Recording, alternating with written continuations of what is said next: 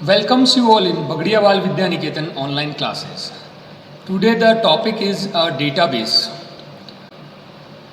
The organized collection of data referred to as database. अपन कहते हैं कि जब डेटा का कलेक्शन हो और देन वो ऑर्गेनाइज्ड हो देन उसे अपन क्या बोलेंगे, डेटाबेस बोलेंगे.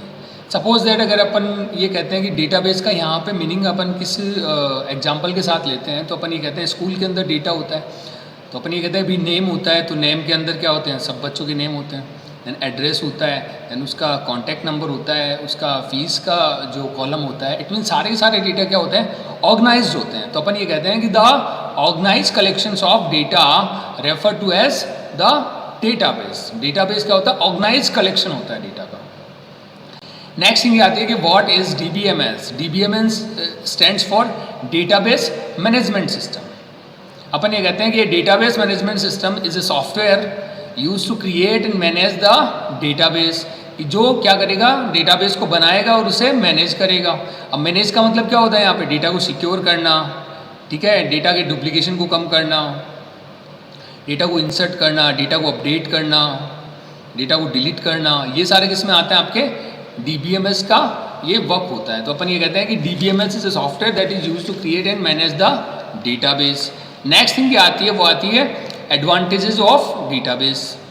अपन कहते हैं कि एडवांटेज क्या होते हैं डीबीएमएस के, तो अपन ये कहते हैं reduce the data redundancy.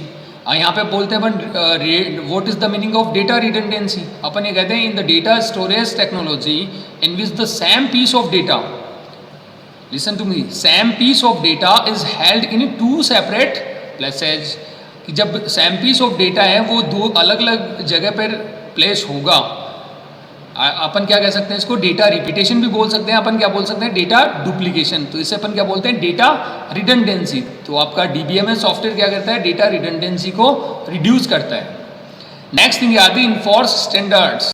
Standard का मतलब यहाँ पे होता है कि अपन इस पर कॉन्स्टेंट अप्लाई करते हैं. जैसे अपन ने किया था नॉर्टनल है, यूनिक है, इसके अलावा अपन ने किया था प्राइमरी की कांस्टेंट है, फॉरेन की कांस्टेंट है, ये सारे किस में आते हैं, स्टैंडर्ड्स में आते हैं. तो आपका डीबीएमएस है वो स्टैंडर्ड्स अप्लाई भी करता है. नेक्स्ट आता है वो होता है कंट्रोल डेटा इनकन्सिस्टेंसी.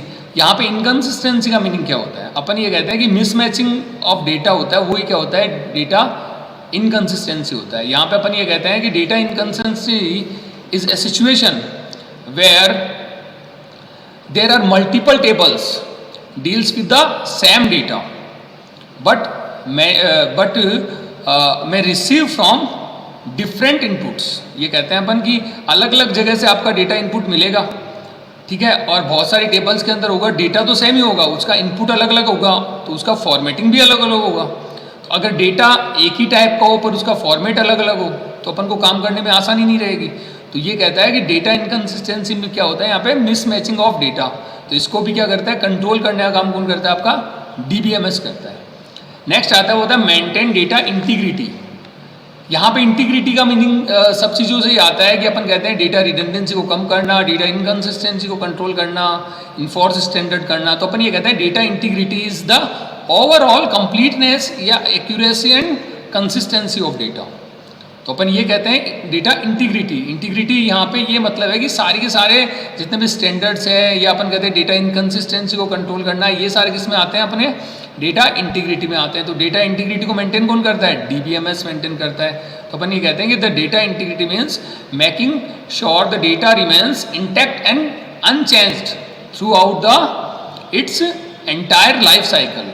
कि पूरे के पूरे लाइफ साइकिल के अंदर आपका डेटा है वो क्या होना चाहिए, कंप्लीट होना चाहिए, इंटैक्ट होना चाहिए या फिर अनचेंज्ड होना चाहिए, ठीक है.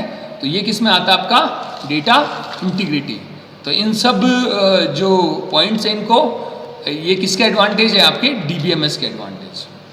नेक्स्ट ये आता है डेटा मॉडल. डेटा मॉडल अपन कहते हैं the conceptual and physical structure of database.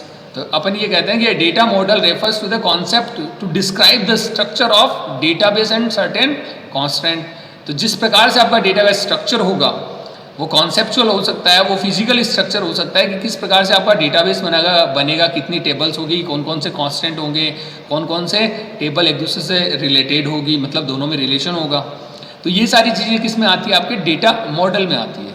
तो अपन ये कहते हैं कौन कौन से डेटा मॉडल होते हैं, तो अपन ये कहते हैं टाइप्स ऑफ डेटा मॉडल में अपन कहते हैं कि रिलेशनल डेटाबेस है, या अपन कहते हैं रिलेशनल डेटा मॉडल है, नेटवर्क डेटा मॉडल है, हिरार्किकल डेटा मॉडल है और ऑब्जेक्ट ओरिएंटेड डेटा मॉडल है।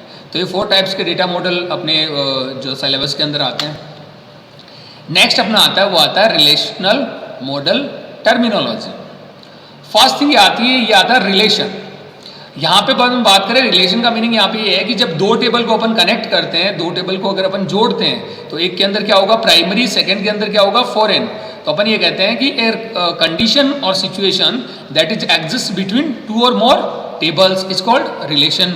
जब 2 या 2 से ज़्यादा टेबल के बीच में क्या होता है, एक रिलेशन होता है, कंडीशन होती है, उससे अपन क्या बोलते हैं, रिलेशन बोलते हैं। ओके, तो सिचुएशन भी बोल सकते हैं अपन इसको, रिलेशन भी बोल सकते हैं इसको, कंडीशन भी बोल सकते हैं।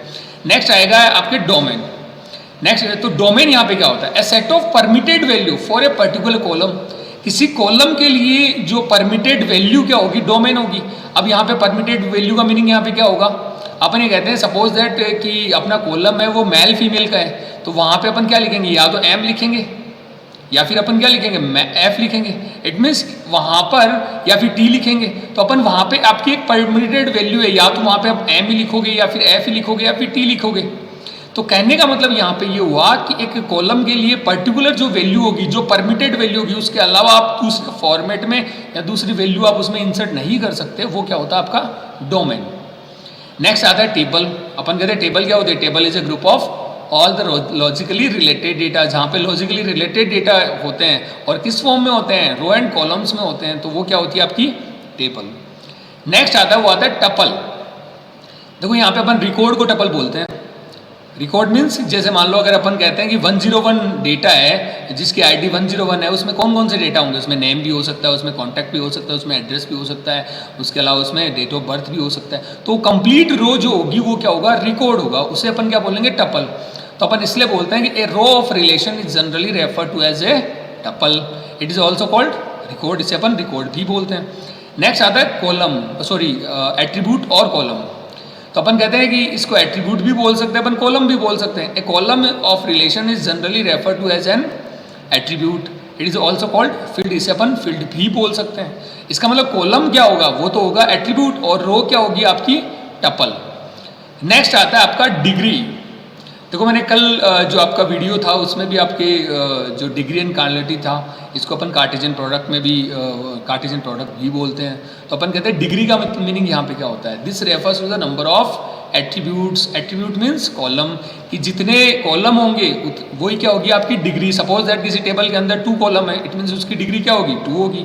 अगर किसी जो आपके टेबल के अंदर 5 कॉलम है, उसकी डिग्री क्या होगी, 5 होगी। नेक्स्ट आपका आता है वो आता है कार्डिनलिटी। कार्डिनलिटी का मतलब यहाँ पे होता है this refers to the number of tuples. It means rows, number of rows जितनी होगी वो क्या होगी आपकी कार्डिनलिटी होगी। तो अपन ये कहते हैं कि अगर सिंगल टेबल में आपसे पूछे कि जैसे मान लो अगर किसी टेबल के अंदर 5 कॉलम्स और 10 रोज है, तो आपको पूछे what is the degree and cardinality of this table, तो अपन ये कहेंगे कि यहाँ पे कॉलम कितने हैं, 5, इट मीन्स डिग्री क्या होगी 5, एंड जो आपके रोज कितनी है 10 है, इसमें इट मीन्स कार्डिनलिटी कितनी होगी 10। अब इसमें एक क्वेश्चन ये भी आता है कि अगर मोर देन 1 टेबल हो, मतलब 2 टेबल हो, तो आप क्या करोगे, तो वहां पे अपन ये करेंगे कॉलम को तो ऐड करेंगे जैसे पहले मैंने आपको बताया, और आपकी रो को अपन क्या करेंगे, मल्टीप्लाई करेंगे। सपोज दैट 2 टेबल है, उसके अंदर 5 कॉलम्स है और 10 रोज है, इट मीन्स उसकी अगर अपन बात करें डिग्री की बात करें, और डिग्री क्या हो जाएगी आपकी 10 हो जाएगी, क्योंकि जो 5 कॉलम है वो क्या हो जाएंगे, ऐड हो जाएंगे। पर अगर मैं बात करूं किसकी, कार्डिनलिटी की, तो वहां पे रोज होगी, रोज क्या होती है, मल्टीप्लाई होती है। इट मीन्स उसकी कार्डिनलिटी क्या होगी 100 होगी, क्योंकि इसमें 10 जो आपकी टेबल सॉरी रो है, तो उसकी ये मल्टीप्लाई हो जाएगी, देन क्या होगा उसका कार्डिनलिटी क्या होगा 100 हो जाएगा। तो ये आपका था डिग्री एंड कार्डिनलिटी।